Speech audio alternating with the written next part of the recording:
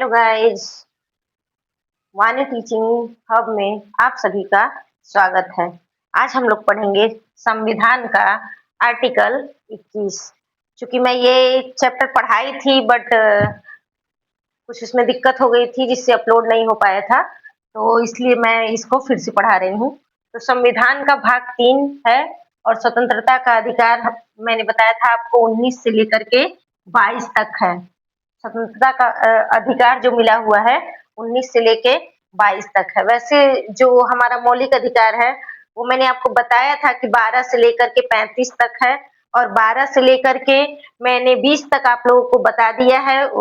जो संविधान का प्लेलिस्ट है उसमें ये सारी वीडियो अपलोडेड है, आप उसको सीरियल वाइज जा करके देख सकते हैं। सारे आर्टिकल्स मतलब 20 तक मैंने पूरे पढ़ा दिए हैं। नागरिकता है, भारतीय राज्य और संघ जो है वो भी चैप्टर पढ़ा दिया है और आर्टिकल 20 तक पूरा एक्सप्लेन करके अच्छे से और छोटे-छोटे कीवर्ड्स के थ्रू पढ़ा दिया है कि जिससे कि कीवर्ड्स आप लर्न कर लें और जो मैं एक्सप्लेन कर रही हूँ उसे आप समझ करके और अपने एग्जाम में आप एक बार उसको समझ लिए और ये कीवर्ड्स लर्न कर लेंगे, आपके एग्जाम में कोई भी गलती नहीं होगी, आपका एग्जाम एकदम अच्छे से क्लियर हो जाएगा। ठीक है, आपको एग्जाम में कोई समस्या नहीं आने वाली है क्योंकि हर एक टॉपिक को टच इसमें इसके एक आर्टिकल के अंतर्गत जितने टॉपिक्स दिए हुए हैं, जिस जिस टॉपिक्स पे क्वेश्चन पूछते हैं वो मैंने टच करने का पूरा प्रयास किया है। आपको कहीं से भी इस आर्टिकल्स में से कोई भी छूटेगा नहीं। ठीक है, तो आप लोग अच्छे से इसको पढ़िए और समझिए। ठीक है, तो सबसे पहले हम जानेंगे कि स्वतंत्रता का अधिकार जो है हमें 19 से 22 तक का मिला हुआ है और 21 में मैंने आपको बताया था कि 3 प्रकार की स्वतंत्रता हमें मिली हुई है कि किसी भी हम अगर कोई व्यक्ति कोई गुनाह कर देता है तो उसके गुनाह की जो सजा है वो किसी भी गुनाह की एक ही सजा मिलती है। ठीक है, और उससे गिरफ्तारी के बाद भी कुछ संरक्षण प्रदान किया जाता है और अपने खिलाफ वो गवाही भी नहीं दे सकता। अगर मान लीजिए किसी व्यक्ति को पुलिस पकड़ के टॉर्चर कर रही है कि अपने खिलाफ गवाही दीजिए, तो अगर वो व्यक्ति चाहे तो अपने खिलाफ मतलब वहां पे पुलिस के सामने बोल सकता है कि हाँ ठीक है मैं दे दूंगा बचने के लिए, लेकिन अगर कोर्ट में वो अपने खिलाफ गवाही नहीं दे सकता। ठीक है, कोर्ट में वो अगर गवाही देता है अपने खिलाफ तो वो मान्य नहीं होता है, लेकिन जज उससे पूछता है एक बार जरूर कि आप मतलब आपको अपना गुनाह कबूल है या नहीं कबूल है। ठीक है, ऐसे पूछता है, लेकिन वो अपने खिलाफ उसकी गवाही जो होती है वो मान्य नहीं होती है। ठीक है, तो व्यक्ति क्या क्या है, प्राण आर्टिकल 21 में क्या मिला हुआ है, प्राण और व्यक्तिगत या दैहिक स्वतंत्रता भी कह सकते हैं इसे। ठीक है, दैहिक स्वतंत्रता मतलब प्राण, किसी भी व्यक्ति का प्राण का हरण नहीं कर सकता। ठीक है, कोई किसी को मार नहीं सकता, कि कोई किसी की हत्या नहीं कर सकती। ये कानून के भी खिलाफ है और ये उसके मूल अधिकार के खिलाफ है। उसको ये अधिकार दिया गया है, चाहे वो किसी भी मतलब किसी भी पोजीशन पे कोई व्यक्ति हो या पुलिस वाला हो या कोई भी हो, कोई भी किसी व्यक्ति को मार नहीं सकता है। ठीक है, कि कोई किसी की जान नहीं ले सकता है। ठीक है, कोई किसी का जान लेने का मतलब उसका वो मौलिक अधिकार क्या कर रहा है, छीन रहा है। ठीक, समझ गए? तो प्राण और व्यक्तिगत स्वतंत्रता, और प्राण सिर्फ लेना ही नहीं, उसको गरिमा में जीवन मतलब एक सम्मान के साथ उसका अधिकार है कि एक सम्मान के साथ हम जीवन जिए। ठीक है, ये नहीं कि मतलब आपको जीने के लिए हम दे रहे हैं ना, खा रहे हैं पी रहे हैं घर में रह रहे हैं तो ये आप जी रहे हैं ना, इससे मतलब नहीं है। एक गरिमापूर्ण जीवन जीना उसके अधिकार में है।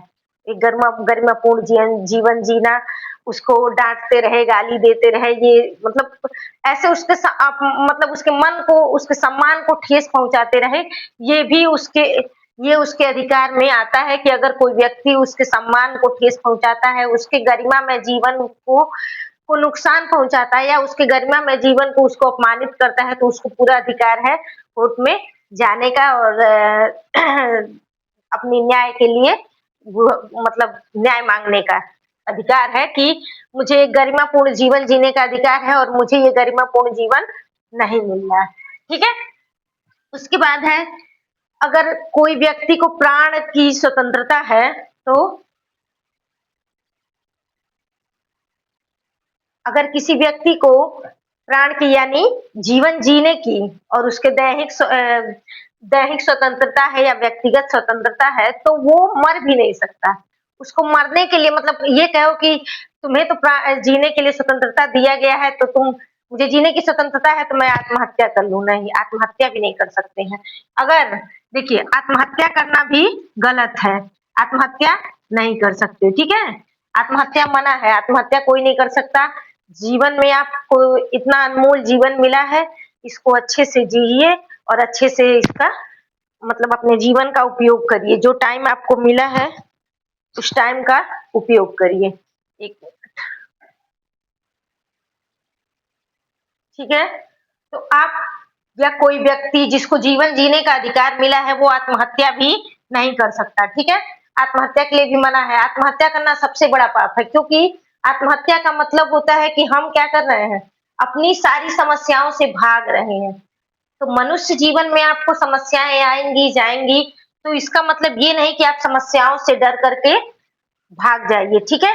तो आत्महत्या करना सबसे बड़ा पाप है। आत्महत्या करके हम अपने परिवार की, अपने जो हमारे दोस्त, मित्र, परिवार होता है, बहुत सारी आशाएँ ले हमसे जुड़ी होती है उनकी। उन सबकी आशाओं पे हम पानी फेर देते हैं, तो ऐसा कभी भी नहीं करना चाहिए। पढ़ाई करिए, ये नहीं हो रहा है तो दूसरा देखिए, दूसरा नहीं तीसरा देखिए, अपना बहुत सारे ऑप्शन हैं। ज़रूरी नहीं कि आप किसी को लक्ष्य को आपने चुन लिया है और वो नहीं मिला तो आप अपना जीवन खत्म कर लें, ये उचित नहीं है। आप लक्ष्य को बदलिए, आप कहीं न कहीं सक्सेस ज़रूर होंगे, ये सोचिए और आगे बढ़िए, ठीक है? तो आपको आत्महत्या का भी मतलब आत्महत्या के लिए भी मना किया गया है प्राण और व्यक्तिगत स्वतंत्रता में। उसके बाद है जो धुआँ इसके अंतर्गत जो धुआँ देने वाली गाड़ियाँ होती हैं, उनका चालान कटता है इसी के अंतर्गत, क्योंकि जब हमें जीवन जीने का अधिकार मिला है, तो कोई ऐसा कार्य नहीं कर सकता जिससे हमारे जीवन को खतरा हो, ठीक है? और ये जो धुआँ देती हैं गाड़ियाँ, वो हमारे पर्यावरण को नुकसान पहुँचाती हैं और उस पर्यावरण से हम क्या करते हैं, साँस लेते हैं, उस वातावरण में साँस लेते हैं और साँस के थ्रू अनेक बीमारियाँ हमारे शरीर में लगती हैं, ठीक है? तो जिसके वजह से हमारे प्राण की स्वतंत्रता में बाधा उत्पन्न होती है, ठीक है? तो इसी बाधा को दूर करने के लिए जो धुआँ देने वाली गाड़ियाँ होती हैं, उन पे चालान काटता है और उन मतलब चालान लगता है और उन्हें सही बनवाने के लिए वो एडवाइजरी देते हैं, ठीक है? और जो हमारा जो रोड का नियम होता है, जो सड़क पे चलने का नियम होता है, उसे भी पालन करने का उसे भी जो पालन कराने का काम है, वो भी इसी अधिकार के अंतर्गत आता है, क्योंकि जैसे अ, जैसे हमें जीने का अधिकार है, तो ऐसा नहीं है कि कोई अपना गाड़ी चला रहा है और जो रोड के नियम बने हुए हैं, रूल्स, उनको फॉलो ना करे और किसी मतलब कोई उसके थ्रू मर जाए। तो एक्सीडेंट में जो एक्सीडेंट हो जाता है, वो भी क्या होता है, उसकी प्राण की स्वतंत्रता तो छीन ली गई, क्योंकि उसको जीवन जीने का जो अधिकार था, वो तो छीन लिया गया। इसलिए जो रोड के नियम है, उसको भी इसके अंतर्गत पालन करना होता है। हेलमेट हेलमेट जैसे हमें जीवन जब मिला हुआ है, हमें प्राण की स्वतंत्रता है, तो हमें अपने प्राण की रक्षा भी करनी है। तो जो हमारा दिमाग होता है, जो उसकी कोशिकाएँ होती हैं, वो रीबर्न नहीं हो पाती, मतलब अपने आप को सही नहीं कर पाती हैं और जो कोशिकाएँ होती हैं, वो अगर कहीं चोट लग जाए, तो आस-पास की जो कोशिकाएँ होती हैं, उसको ठीक करना शुरू कर देती हैं। लेकिन हमारी जो दिमाग की मतलब हमारे सर की जो कोशिकाएँ होती हैं, वो नहीं कर पाती है ऐसा।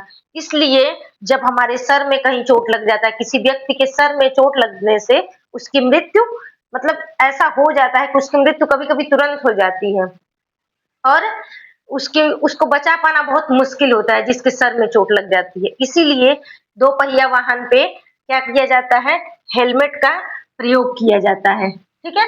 जिससे हेलमेट क्या करता है, हमारे सर की सुरक्षा करता है और जितने भी 2 पहिया वाहन पे जितने भी लोग बैठे हों, वो सबको 2 वैसे तो 2 पहिया वाहन पे 2 ही मतलब व्यक्ति अलाउ हैं, तो दोनों लोगों को हेलमेट लगाना ज़रूरी होता है, ठीक है? लेकिन अभी मतलब हम लोग के देश में आगे वाला ही जो मतलब जो चलाने वाला है, वही लगा ले वही बहुत है, नहीं तो चालान कटने के डर से ज़्यादातर लोग लगाते हैं। सोचते हैं कि अभी तो इतने दूर जाना है और क्या करना है, बिना हेलमेट के चले जाते हैं, लेकिन नहीं, हमें चालान के डर से नहीं, अपनी सुरक्षा के लिए हेलमेट लगाना चाहिए, ठीक है? तो हेलमेट लगाने का काम जो है वो हमें ज़रूर करना चाहिए क्योंकि उससे हमारी सुरक्षा है और फ़ोर व्हीलर में जो सीट बेल्ट लगाने के लिए कहते हैं क्योंकि जब अचानक से ब्रेक लगता है तो हमारा सिर जो आगे का हिस्सा रहता है उससे लड़ने का डर होता है। इसलिए सीट बेल्ट लगाने के लिए एडवाइस देते हैं। तो उससे हर मतलब एडवाइस आपके फ़ायदे के लिए होती है, तो आप उसे ज़रूर फ़ॉलो करें, ठीक है? ये सिर्फ चालान से या किसी व्यक्ति से बचने के लिए नहीं, अपनी सुरक्षा अपने हाथ होती है, ठीक है? इसमें निजता का अधिकार है, निजता का अधिकार होता है प्राइवेसी। हम अपनी प्राइवेसी किसी से हम चाहे तो अपनी प्राइवेसी की जो हमारी प्राइवेसी है उसको हम किसी से ज़ाहिर ना करना चाहे तो नहीं कर सकते हैं, ठीक है? अगर मान लीजिए कोई इसके इसके अंतर्गत कभी-कभी जो मुजरिम होते हैं वो भी चुप हो जाते हैं, बोलते हैं कि मैं नहीं बताऊँगा, तो इसलिए पुलिस को टॉर्चर करना पड़ता है। लेकिन उनके पास भी ये अधिकार है कि वो अगर चाहें तो वो चुप रह के अपना अपना गुनाह नहीं बताना चाहे तो ना बताएँ। इसलिए पुलिस को क्या करनी पड़ती है, छानबीन करनी पड़ती है, पूरा जाँच-पड़ताल करनी पड़ती है, ठीक है? तो निजता का अधिकार है, हमारी जो प्राइवेट चीज़ें हैं वो कहीं ज़ाहिर नहीं की जा सकती। अगर हम अपना डाटा फ़ोन को देते हैं या किसी भी चीज़ में फ़ीड करते हैं, तो अगर हम चाहें तो उसको स्किप कर सकते हैं, ठीक है? ऑप्शन रहता है स्किप करने का, कभी-कभी नहीं रहता है, तो आपको जहाँ स्किप करने का ऑप्शन हो, अगर आप ना बताना चाहें, अपनी प्राइवेसी ज़ाहिर नहीं करना चाहें, तो ना करें, ठीक है? उसके बाद है पर्यावरण का अधिकार। जो पर्यावरण का अधिकार होता है, मैंने अभी बताया कि जो हमारा हमें मिला हुआ है प्राण और दैहिक स्वतंत्रता। तो जब हमारा पर्यावरण साफ और सुरक्षित रहेगा तभी हम उसमें एक अच्छा जीवन व्यतीत कर सकते हैं। नहीं तो क्या होता है पर्यावरण अगर अच्छा नहीं है तो हमें बहुत स उसमें जब हम साँस लेंगे या सर्वाइव करेंगे तो हमें बहुत प्रॉब्लम्स होती है, कई सारी बीमारियाँ घेर लेती हैं, कई सारा मतलब हम अच्छे से सर्वाइव नहीं कर पाते, साँस की बीमारी या पानी पानी का प्रदूषण की वजह से हमें बहुत सारी बीमारियाँ होने लगती हैं। खाने-पीने की चीज़ों में कीटनाशक ये सब का यूज़ कर कर के उसे स्पॉइल्ड कर दिया जाता है। तो ये सब चीज़ें जो हैं वो पर्यावरण की सुरक्षा करनी भी ज़रूरी है। इसके अंतर्गत जैसे पेड़ वगैरह जो काटे जाते हैं, उसपे भी इसके अंतर्गत रोक लगाई जाती है। क्यों? क्योंकि पर्यावरण से ही हम जो मनुष्य हैं, वो पेड़-पौधों से ही ऑक्सीजन प्राप्त करते हैं और सांस लेते हैं, ठीक है? तो पर्यावरण की सुरक्षा भी इसमें बहुत आवश्यक है। गरिमा के साथ जीवन जीना भी ये मैंने आपको बताया कि कोई व्यक्ति को जीने का अधिकार तो दे दिया जाए, लेकिन उसका सम्मान ही उससे छीन लिया जाए, तो फिर वो उसको अपने जीने का कोई मतलब ही नहीं नज़र आएगा, ठीक है? तो इसलिए गरिमा के साथ उसको जीवन जीने का अधिकार है कि वो सम्मान के साथ जिएगा।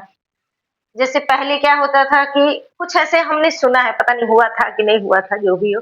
पहले जो छोटी जात के लोग होते थे, वो किसी बड़ी जात के घर की तरफ से गुज़रते थे, तो अपना चप्पल हाथ में ले लेते थे या कोई ऐसे मूवी-वूवी में कहीं-कहीं देखा है कि जो बड़ी जाति के लोग थे, वो घोड़ी नहीं चढ़ने देते थे। ये सब पता नहीं ये कहावतें हैं, सही है या गलत पता नहीं। लेकिन जो भी है, तो सबको गरिमा के साथ जीवन जीने का अधिकार है, चाहे वो किसी भी लेवल का हो, चाहे वो कोई भी मतलब वो अपनी कोई भी काम करके अपना जीविका वो चलाता हो, लेकिन उसको गरिमापूर्ण जीवन जीने का अधिकार है। इसलिए आप सब भी कहीं भी किसी भी व्यक्ति से मिलिए तो उससे सम्मान से पेश आइए। ये नहीं कि रिक्शा वाला है, ए रिक्शे वाले यहाँ मुझे छोड़ दो या ऐसे मतलब मिसबिहेव ना करिए, क्योंकि उसे भी गरिमा के साथ जीवन जीने का अधिकार है। वो कोई भी काम कर रहा है, वो अपनी जीविका के लिए, लेकिन उसे भी उतना ही सम्मान की ज़रूरत है जितना आप खुद के लिए चाहते हैं, ठीक है? तो सबको गरिमा के साथ जीवन जीने का अधिकार है। विदेश भ्रमण, आप इसके थ्रू विदेश भ्रमण कर सकते हैं क्योंकि ये व्यक्तिगत इसमें स्वतंत्रता दी हुई है, तो विदेश भ्रमण भी आपका अधिकार है। इसीलिए जब कोई व्यक्ति क्राइम कर देता है, तो क्रिमिनल जो होते हैं उनके अधिकार छीन लिए जाते हैं। उन्हें स्वतंत्रता के सारे अधिकार छीन लिए जाते हैं, जिससे जो असामाजिक तत्व होते हैं, वो समाज का जो सुचारू रूप से समाज चल रहा है, उसमें कोई बाधा उत्पन्न ना करें।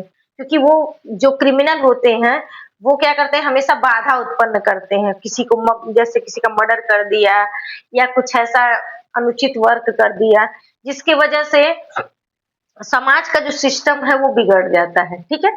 तो समाज का जो सिस्टम है उसे नहीं बिगाड़ना है और इसीलिए विदेश भ्रमण के लिए सभी को अधिकार मिला हुआ है, लेकिन अगर कोई क्राइम कर देता है, तो इसीलिए सबसे पहले उसका विदेश भ्रमण रोक दिया जाता है, क्योंकि वो क्या करता है, वो क्राइम करके जा रहा है और वो क्राइम फिर उसकी जांच पड़ताल नहीं हो पाएगी और इस तरह से कोई भी क्राइम करके विदेश भाग सकता है।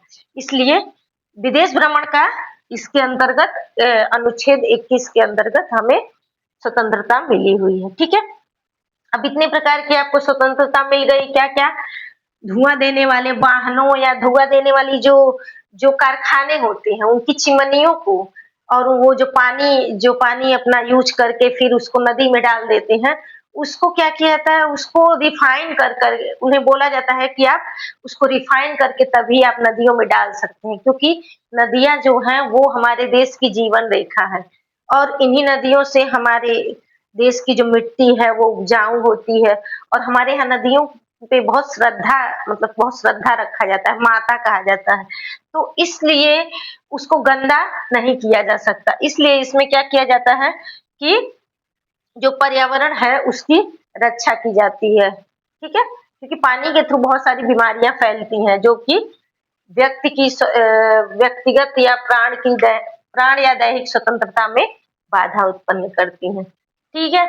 उसके बाद है इस आर्टिकल के अंतर्गत एक और जो कॉन्स्टिट्यूशनल अमेंडमेंट हुआ था, जिसके थ्रू जो 6 से 14 साल तक के बच्चे थे, उन्हें अनिवार्य शिक्षा का अधिकार दिया गया था, क्योंकि जो अनिवार्य शिक्षा का अधिकार दिया गया था इसके अंतर्गत, क्योंकि जो गरीब बच्चे थे, गरीब लोग थे, वो अपने बच्चों को पढ़ा नहीं पाते थे, ठीक है?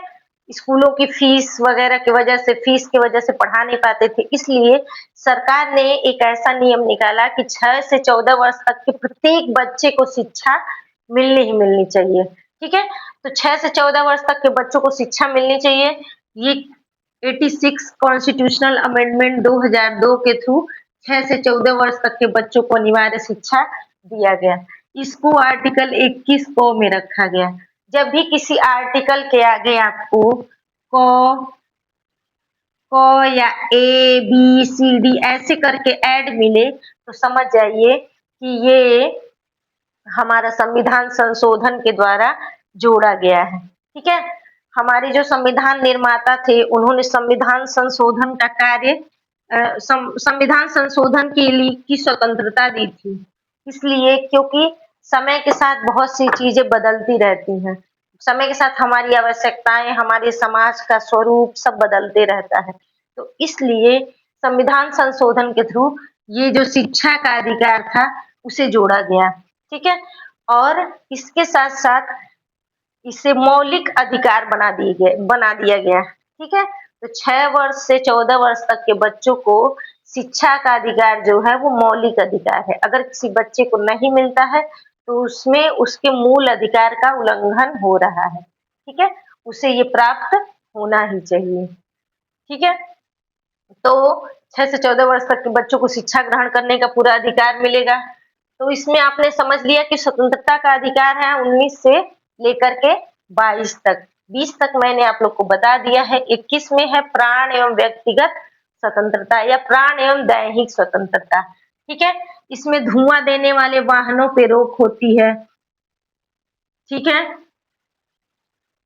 इसको क्रॉस कर देते हैं। धुआं देने वाले वाहनों पे रोक होती है। हेलमेट के लिए चालान काट दिया जाता है, क्योंकि आपको स्वयं की भी सुरक्षा करना आवश्यक है।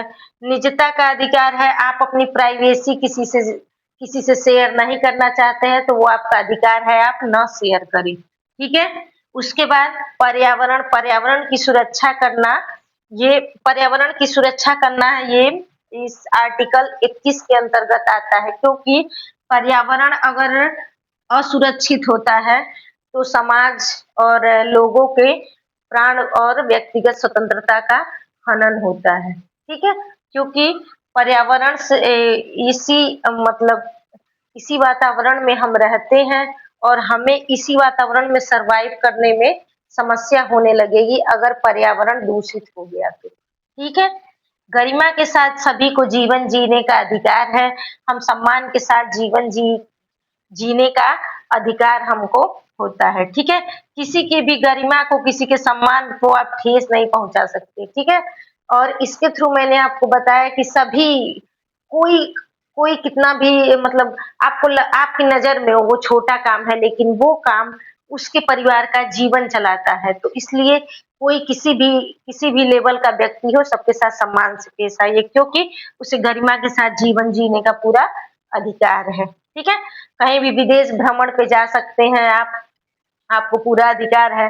लेकिन अगर कोई व्यक्ति कोई क्राइम करता है तो उसे विदेश भ्रमण पे उस पे रोक लग सकती है, ठीक है? आत्महत्या नहीं कर सकते हैं और आत्महत्या इसके थ्रू भी नहीं इसके मतलब इस आर्टिकल के अंतर्गत आप आत्महत्या नहीं कर सकते हैं। अगर आत्महत्या करते हुए कोई व्यक्ति बच जाता है, तो उसे 1 साल तक के लिए जेल हो सकती है, ठीक है? तो जेल से बचने के लिए भी आत्महत्या नहीं करनी चाहिए और दूसरी बात कि आत्महत्या करने वाला सबसे कमज़ोर व्यक्ति होता है, ठीक है? क्योंकि वो समाज से वो अपनी परेशानियों से लड़ नहीं पाता इसलिए। तो समस्याओं से लड़िए और आगे बढ़िए, ठीक है? उसके बाद मैंने बताया कि 86वां कॉन्स्टिट्यूशनल अमेंडमेंट हुआ था जिसके थ्रू 2002 में 6 से 14 वर्ष तक के बच्चों को अनिवार्य शिक्षा प्राप्त मतलब दी गई, ठीक है? उसको 21 क में रखा गया था। तो शिक्षा का अधिकार भी आर्टिकल 21 के अंतर्गत आता है। प्राण एवं दैहिक स्वतंत्रता का अधिकार और 6 से 14 वर्ष तक के बच्चों को अनिवार्य शिक्षा का भी अधिकार भी 21 ए के अंतर्गत आता है, ठीक है? इतना आपके समझ में आ गया? इसमें जो आपको ना समझ में आएगा वो ज़रूर बताइएगा। अगला आर्टिकल हम लोग पढ़ते हैं, ठीक है? इसके थ्रू आपने जान लिया आर्टिकल 21 को जान लिया, प्राण एवं दैहिक स्वतंत्रता। समझ में आ गया आपको? जिसमें शिक्षा का अधिकार भी आता है, प्राइवेसी भी आती है, हमारी प्राइवेसी बनी रहनी चाहिए, गरिमा के साथ जीवन जीने का अधिकार है, एक सुरक्षित वातावरण एक सुरक्षित वातावरण में जीने का भी अधिकार है हमारा, ठीक है? और और हेलमेट पहनने के लिए और आत्महत्या न करने के लिए और अपने शरीर का खुद ध्यान देने के लिए भी उसमें कहा गया है कि अपने अपने सुरक्षा स्वयं भी करनी है, ठीक है? जैसे कि आप कहीं जाते हैं बाइक से तो हेलमेट लगाएंगे, सीट बेल्ट वगैरह ये सब बताया गया है, ठीक है? अब आर्टिकल 22 में देखिए क्या होता है। आर्टिकल 22 में बताता है आपको कि आप क्या करेंगे। आपको अगर अगर कोई गिरफ्तार करता है आपको, कोई मतलब कानून के थ्रू अगर आपको गिरफ्तार करता है तो उसमें कुछ दशाओं में आपको क्या मिलेगा?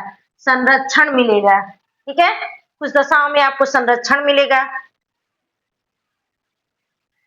कुछ दशाओं में आपको संरक्षण मिलेगा।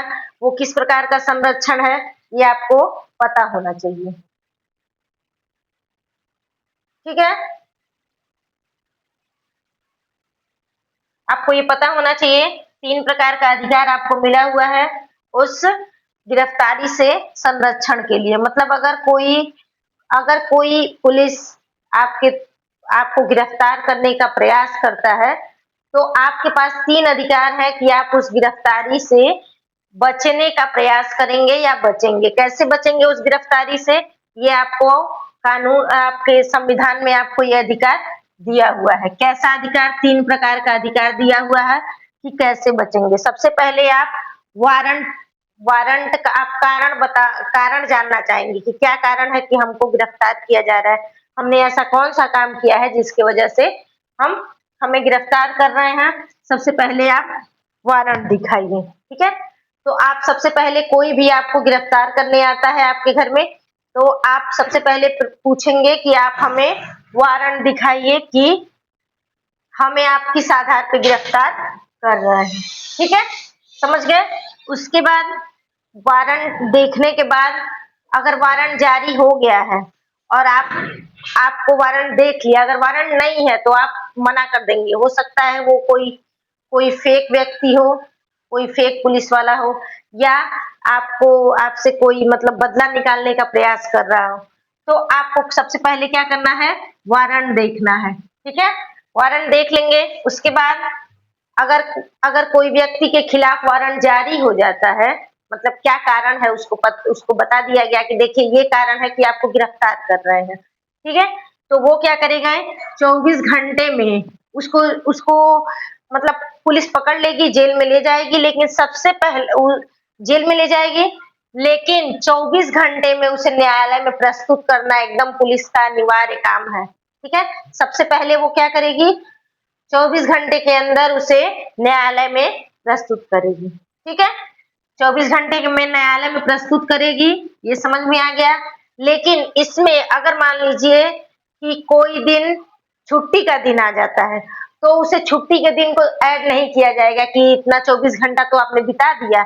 अगर इफ के किसी ने अगर पुलिस वाले ने उसे सैटरडे को सैटरडे को अगर गिरफ्तार किया, तो अगले दिन संडे हो जाता है, तो संडे को ऐड नहीं किया जाएगा, उस दिन उसको जेल में ही रहना पड़ेगा। ठीक है, तो छुट्टी का टाइम नहीं ऐड किया जाता। छुट्टी का टाइम हुआ, गाड़ी से लेके जाने का टाइम हुआ, ये सब नहीं ऐड किया जाता है। मतलब वो बोलेंगे कि अगर मान लीजिए न्यायालय जाने में 2 घंटा लगता है और 23 मिनट हो गया और 2 घंटे बाद न्यायालय में पहुंच रहे हैं, तो 25 हो गया, तो वो ऐड नहीं किया जाएगा कि आपने तो इतना लेट कर दिया। वो आने जाने का टाइमिंग होता है, उसे ऐड नहीं किया जाता है, या छुट्टी का दिन ऐड नहीं किया जाता है। ठीक है, तो अगर मान लीजिए बाय द वे कुछ ऐसा हुआ और आप पकड़े गए, तो सैटरडे को कतई नहीं पकड़ाइए, आप बोलिए पुलिस से अंकल जी आप मंडे को आइएगा। ठीक है, तो फिर जब अगर कोई व्यक्ति देखिए उसके पास किसी को वारंट भी जारी हो गया, वो पकड़ करके जेल में भी चला गया। अब जेल में से उसका काम है कोर्ट में जाना, कोर्ट में भी चला गया, कोर्ट में न्यायालय में जज के सामने प्रस्तुत भी कर दिया गया। तो अब मान लो वो तो उसके उसके ऊपर तो केस चल ही रहा है, तो वो मान लो अपने बचाव में क्या करेगा, तो वो अपने बचाव में उसे वकील रखने का पूरा अधिकार है। वो मतलब डिसाइड कर सकता है, अपने वकील से मंत्रणा कर सकता है, अपने वकील से बातचीत कर सकता है कि हम अपने मतलब आगे का क्या कार्रवाई करें, कैसे हम अपना केस लड़ें। ये सब के लिए एक अपने पसंद का वकील रख सकता है, अपने पसंद का वो वकील से बात कर सकता है, अपनी मतलब सारी बातें रख सकता है, उसे पूरा अधिकार है। भले वो जेल में बंद है, लेकिन वकील से उसे मिलने का, बात करने का, अपनी बात रखने का पूरा उसको अधिकार है। ठीक है, और 24 घंटे बाद न्यायालय में प्रस्तुत करने के बाद वो न्यायाधीश डिसाइड करेगा कि इसे छोड़ देना है या कि फिर से इसे जेल में ले जाना है। ठीक है, वो न्यायाधीश के ऊपर होता है, न्यायाधीश उसे छोड़ेगा या वो करेगा। ठीक है, जेल में रखेगा। ठीक है, तो आपको समझ में आ गया। तो क्या आर्टिकल 21 आपने समझ लिया, प्राण एवं दैहिक स्वतंत्रता। 22 में है गिरफ्तारी से संरक्षण। गिरफ्तारी से कुछ दशाओं में संरक्षण होता है। ठीक है, ये पहले क्या करते थे अंग्रेज, बिना किसी बात के किसी को भी किसी भी गांव में घुस गए और किसी को भी पकड़ करके जेल में बंद कर दिए, उसको मारते रहते थे। 6 महीना, 8 महीना, 10 महीना ऐसे जेल में वो बंद रहता था। तो इसीलिए और न्यायालय में नहीं ले जाते थे, जिसकी वजह से कभी-कभी उसी में उस व्यक्ति की मृत्यु भी हो जाती थी। तो इसलिए संविधान निर्माताओं ने ये नियम बनाया कि सबसे पहले तो आप वारंट दिखाएंगे कि क्या कारण है कि आप उस व्यक्ति को पकड़ रहे हैं। ठीक है, दूसरा बात कि 24 घंटे में आपको न्यायालय में प्रस्तुत करेंगे, फिर न्यायाधीश डिसाइड करेगा कि क्या करना है। ठीक है, और वो व्यक्ति अपने मन का वकील भी रख सकता है, अपने अपने मन का वकील भी रख सकता है, और अगर उसके पास वकील नहीं है तो सरकार उसको वकील भी प्रोवाइड कराएगी। ठीक है, इस कानून के अंतर्गत एक चीज और है, कोई विदेशी व्यक्ति को अगर पकड़ा जाता है तो उसे ये अधिकार नहीं मिले हुए हैं। ठीक है, ये चीज आप लोग ध्यान रखेंगे, कोई विदेशी व्यक्ति है तो उसे अधिकार नहीं मिले हुए हैं। अब पढ़ते हैं आगे का आर्टिकल।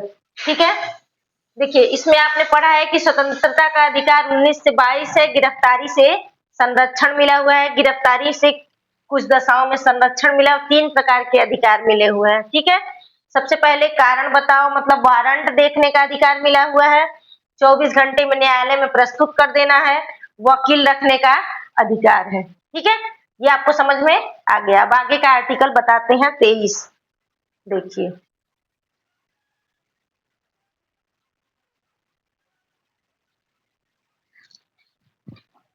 इस ये स्वतंत्रता देने के बाद भी उसके अंतर्गत एक आर्टिकल और ऐड किया गया है जो कि आर्टिकल 22 का 4 है। जो भी ऐड बाद में किया जाता है उसे इस तरह से ऐड करके लिखा जाता है, ए बी सी करके अभी मैंने आपको बताया था, ठीक है?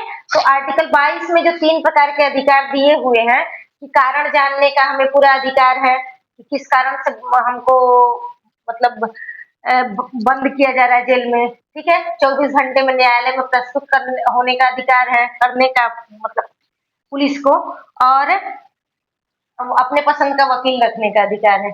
उसके बाद भी कुछ जो नियम थे इसलिए बनाए गए कि जो जैसे दंगा, फसाद ये सब जो कोई व्यक्ति अपने भाषणों के द्वारा या किसी किसी कार्यक्रम के द्वारा दंगा फसाद कराने का प्रयास करता है, वह उसे रोकने के लिए कुछ नियम बनाए गए। उन्हें निवारक विरोध अधिनियम कहते हैं, ठीक है? उसे निवारक विरोध अधिनियम कहते हैं। आर्टिकल 22 में वो है, ठीक है? इसके थ्रू जो निवारक विरोध अधिनियम जो था उसके अंतर्गत क्या होता है देखिए, ये आर्टिकल 22 के 4 में दिया हुआ है। इसमें शक के आधार पर जो पुलिस है वो 3 महीने तक किसी व्यक्ति को गिरफ्तार कर सकती है या नजरबंद रख सकती है। गिरफ्तार करके जेल में रख सकती है या तो नजरबंद भी कर सकती है। नजरबंद का अर्थ ये ऐसे व्यक्ति को किया जाता है जिससे जिससे ये डर होता है कि वो अपने भाषणों के द्वारा या अपने क्रियाकलापों के द्वारा समाज में कुछ अनैतिक कार्य न कर दे, ठीक है? कुछ इल्लीगल वर्क न करे या कुछ इल्लीगल कार्रवाई ना हो जाए उसकी वजह से, इसलिए उसे क्या किया जाता है, शक के आधार पर 3 महीने तक जेल में रख सकते हैं या नजरबंद कर सकते हैं। जेल में रखेंगे तब तो वो जेल में ही है, और नजरबंद का मतलब होता है कि उसके अपने ही घर में और उसके अपने घर में या उसके अपने अपने किसी होटल या जो भी है कहीं पे भी ले जा करके उसे नजरबंद कर दिया जाता है। नजरबंद में उसे जेल में रहता है, गिरफ्तार रहता है तो जेल में रहता है, तो जेल तो आप लोग जानते ही हैं। नजरबंद का मतलब होता है कि वो उसे घर में एक ही मतलब घर में रहना है और उसे सारी सुविधाएं वहां प्रोवाइड की जाएंगी, जैसे उसको एकदम अच्छा मतलब लाइफ स्टाइल जैसे भी वो अपनी लाइफ स्टाइल अपने घर में जीता है वैसे ही लाइफ स्टाइल मिलेगी, बट उसको किसी से मिलने नहीं दिया जाएगा, उसका समाज से कनेक्शन काट दिया जाता है, ठीक है? वो समाज से जुड़ नहीं सकता, वो कहीं बाहर नहीं जा सकता, अपनी अपनी स्वेच्छा से कहीं किसी से बात नहीं कर सकता, बात करने के लिए भी किसी बाहरी व्यक्ति से बात करने के लिए भी उसे परमिशन लेनी पड़ती है, बिना परमिशन के वो कहीं बाहर भी नहीं निकल सकता। ऐसे इसे क्या कहते हैं, नजरबंद कहते हैं। नजरबंद इसलिए किया जाता है कभी कोई ऐसी घटना देश में घटी हो उस समय, ऐसी कोई घटना घटी हो उस समय कोई व्यक्ति कोई अनैतिक भाषण दे दे या जाति पाति का भेदभाव का या किसी अन्य प्रकार का भाषण दे करके और दंगा